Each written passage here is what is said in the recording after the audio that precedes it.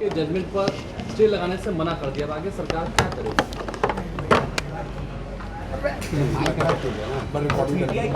अभी जो आज थोड़ा सा आप लोग व्यवस्थित हो जाइएगा तब बोलेंगे।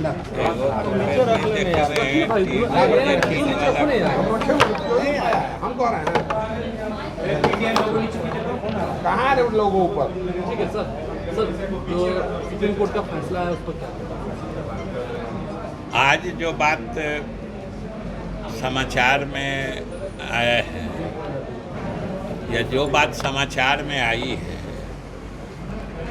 उसमें तो सिर्फ इतना है कि कर दिया, लेकिन उसने हम लोगों के आवेदन को यानी पिटीशन को एडमिट कर लिया।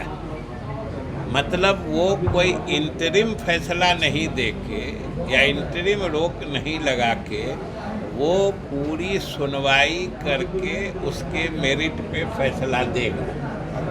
इसलिए सच पूछते हैं तो जो स्थिति हाईकोर्ट के ऑर्डर के बाद की चल रही थी उसमें इस आदेश से अभी कोई परिवर्तन नहीं आया है, कोई नई स्थिति नहीं आई है। और आप सब लोग इस बात के गवाह हैं कि अभी जो कुछ दिन पहले विधानसभा सत्र समाप्त हुआ है, अब आप सोचिए कि हमारे विपक्षी दलों के लगभग सभी दलों के सभी सदस्य विधानसभा में अंतिम दिन में क्या मांग कर रहे थे? मांग कर रहे थे कि आरक्षण बढ़ाने संबंधी कानून को 9वीं अनुसूची में डालने की सिफारिश यह विधानसभा करे। आप सब लोगों ने सुना था और हमने उस दिन भी कहा था कि जहाँ तक 9वीं अनुसूची में डालने की बात है तो ये तो जिस दिन कानून बना था उसी के तुरंत बाद बिहार सरकार की तरफ से माननीय मुख्यमंत्री जी ने केंद्र सरकार को उसी समय लिख दिया था कि इस कानून को 9वीं अनुसूची में डाला जाए। और उसके बाद जो इस कानून को चुनौती दी गई थी उच्च न्यायालय में, तो उच्च न्यायालय ने उस कानून को निरस्त कर दिया है।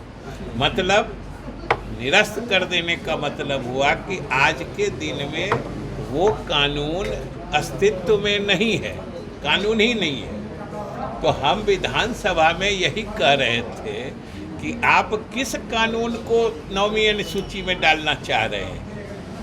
जब कानून वो अलाइव था, जिंदा था, जब राज्य सरकार के फैसले पर विधानसभा में वो कानून बना था तो उसकी हिफाजत के लिए तो उसे 9वीं अनुसूची में डालने के लिए मुख्यमंत्री जी ने स्वयं केंद्र सरकार से अनुशंसा की थी, पत्र भी लिखा था। और आज जब उच्च न्यायालय ने उस कानून को निरस्त कर दिया है तो फिर आज जब वो कानून ही नहीं अस्तित्व में है तो उसको 9वीं अनुसूची में कैसे डाला जाएगा? ये सीधा सामान्य समझदारी की बात है। तो खैर, एक तो पता नहीं वो समझे ही नहीं इस बात को या समझ के कोई जानबूझ के मैंने पब्लिक में अपना क्रेडिट स्कोर करना चाह रहे थे, क्योंकि जातीय गणना करा करके जो दलित अति पिछड़े वर्गों की सही संख्या की पहचान करके उनकी बढ़ी हुई जनसंख्या के अनुपात में उनके लिए आरक्षण की सीमा बढ़ाने का फैसला तो मुख्यमंत्री नीतीश कुमार के नेतृत्व में लिया गया, उसके लिए कानून भी बना।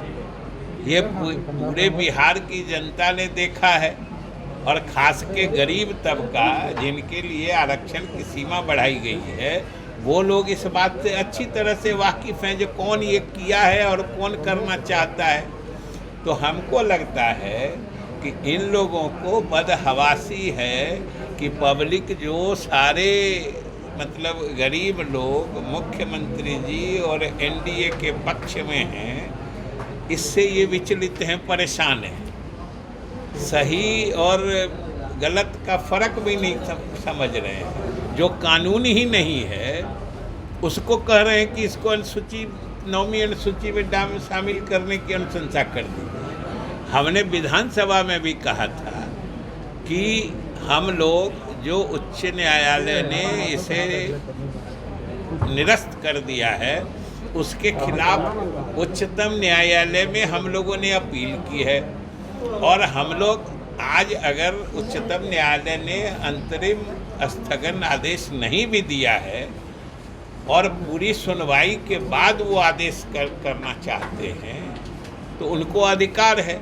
लेकिन आज भी बिहार सरकार और हम सभी लोग आशान्वित हैं कि अगर उच्चतम न्यायालय गहराई से हम लोगों के मामले को देखेगा कि हम लोगों ने तो आरक्षण की सीमा बढ़ाने का समुचित आधार दिया है, जनसंख्या से लेकर सामाजिक आर्थिक आंकड़े भी हम लोगों ने उपलब्ध कराए हैं कि बढ़ाने का पर्याप्त आधार है, इसलिए हम लोगों ने बढ़ाया है।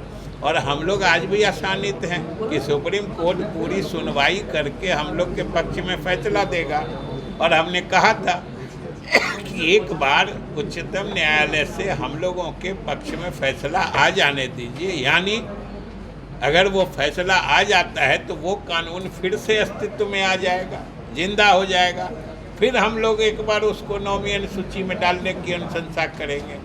इसलिए ये मुद्दा आज जो बात आई है उससे आज की स्थिति में कोई फर्क नहीं पड़ता है और न ही उससे सरकार के स्टैंड में कोई माने गिरावट या कोई घटोतरी होती है। हम लोगों ने तो कहा है, उन्होंने कहा कि नहीं हम पूरी सुनवाई करके करेंगे, अंतरिम आदेश नहीं देंगे। तो और हम लोग आज भी आशान्वित हैं। और विपक्ष कैसे मैंने खोखले मानसिकता से करता है वो भी बात आप लोगों के सामने। इसलिए उच्चतम न्यायालय ने इस तरह का फैसला किया। सरकार सही तरीके से नहीं रखी। अपना पक्ष सही अगर वो इतने हमदर्द थे तो सुप्रीम कोर्ट में इंटरवेनर बनने की तो हमेशा गुंजाइश रहती है। वो कहाँ थे? वो इस बीच में कहाँ चले आ रहे हैं? और आज भी उनकी ईमानदारी तो तब देखी जाएगी ना जब आज सरकार तो आज भी मुस्तैद है और केस आज भी चलेगा। सरकार, बिहार सरकार का ही केस चल रहा है। इन लोगों को तो जैसे ट्रेन छूट जाती है ना, तो इन लोगों को लग रहा है कि ये सब काम हो गया, मुख्यमंत्री और एनडीए सरकार को वाहवाही मिल रही है, हम लोग कहीं हैं नहीं। तो जो ट्रेन खुल चुकी है उसके पीछे पीछे ये रेलवे खाली रेलवे ट्रैक पर दौड़ रहे हैं, जो थोड़ा क्रेडिट हमको भी मिल जाए, इतना ही है और कुछ नहीं। इसमें क्या है? ये तो वो जाने वाले हैं, आपको न्यूज़ दिए हैं, आप लोग दिखा ही रहे हैं। हम लोग क्या करें? हम लोग अरे सवाल बिना यात्रा के नहीं उठा रहे हैं। इसमें क्या न्यूज़? वो जाने वाले हैं तो आप बता रहे हैं। जो बैठक हुआ था नीति आयोग का, उस पर तेजस्वी ने कहा कि ये भाजपा की बैठक थी, बिहार के इतना कुछ बात नहीं हुआ है, मुख्यमंत्री ने अपना जमीर बेच दिया है। उसमें तो सारे प्रदेश के मुख्यमंत्री आए थे, तो भाजपा की बैठक कैसे हो गई? ममता बनर्जी आई थी और उनके प्रदेश का समय सबसे अंत में आने वाला है। उनके विशेष अनुरोध पर उनको पहले बुलवाया गया।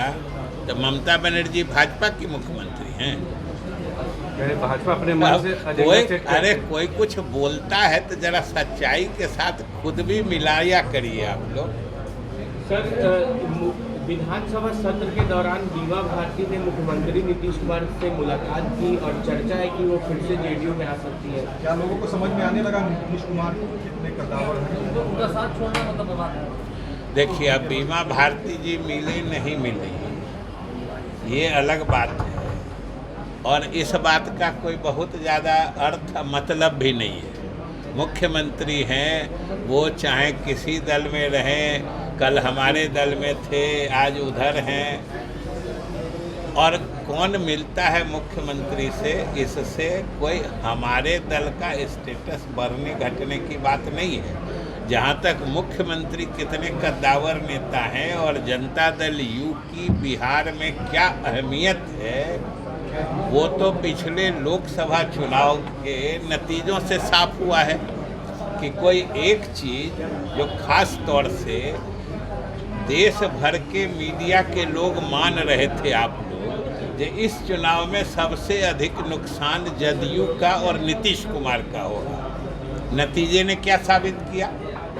नतीजे ने यही साबित किया कि पूरे देश में अगर किसी एक नेता का चेहरा सबसे चमकता हुआ लोकसभा चुनाव के नतीजों के बीच से निकला तो वो नीतीश कुमार थे। यही साबित हुआ, क्योंकि और आप सब जगह से देख लीजिए, आप एक आंध्र प्रदेश का उदाहरण दे सकते हैं, लेकिन फर्क जरा करके देखिए कि आंध्र प्रदेश में एंटी इनकम्बेंसी फैक्टर दूसरे उनका राज था, जगन मोहन रेड्डी थे मुख्यमंत्री, उनके शासन से उब के लोगों ने इनको मौका दिया था। और हमारे यहाँ क्या है, आज तक सुने हैं कि 18 से 20 वर्षों तक जो मुख्यमंत्री या जो सरकार लगातार काम कर रही है, उसके विरुद्ध एक एंटी इनकम्बेंसी आवाज़ नहीं हो पूरे प्रदेश में। आप लोग भी तो पूरे चुनाव के दरमियान घूमे होंगे बिहार में, आप बताइए कि कहीं पर हमारे नेता के खिलाफ या हमारे सरकार की उपलब्धियों को नकारने की आवाज़ कहीं से आती थी कि नहीं नीतीश कुमार ने कुछ नहीं किया या सरकार ने कुछ नहीं किया?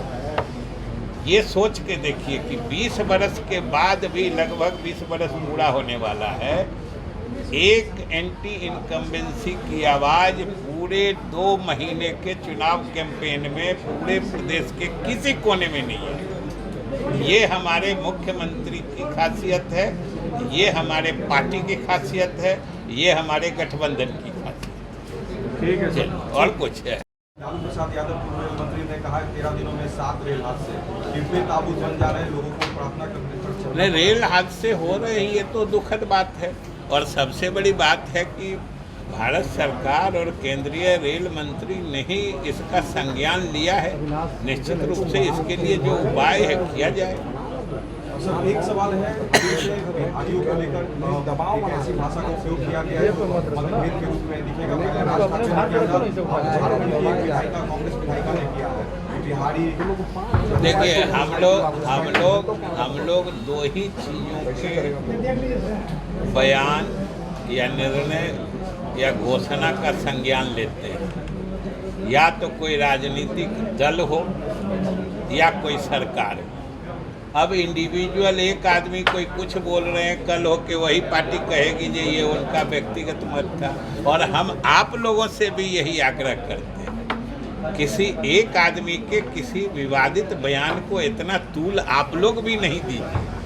और कोई विभाजनकारी बात है, लोगों में मतभेद पैदा करने वाली बात है, या कोई गलत चीज़ को तरजीह देने वाली बात है, वैसे गंदे बयानों को कृपा करके मीडिया भी तरजीह नहीं दे। तेजस्वी यादव 17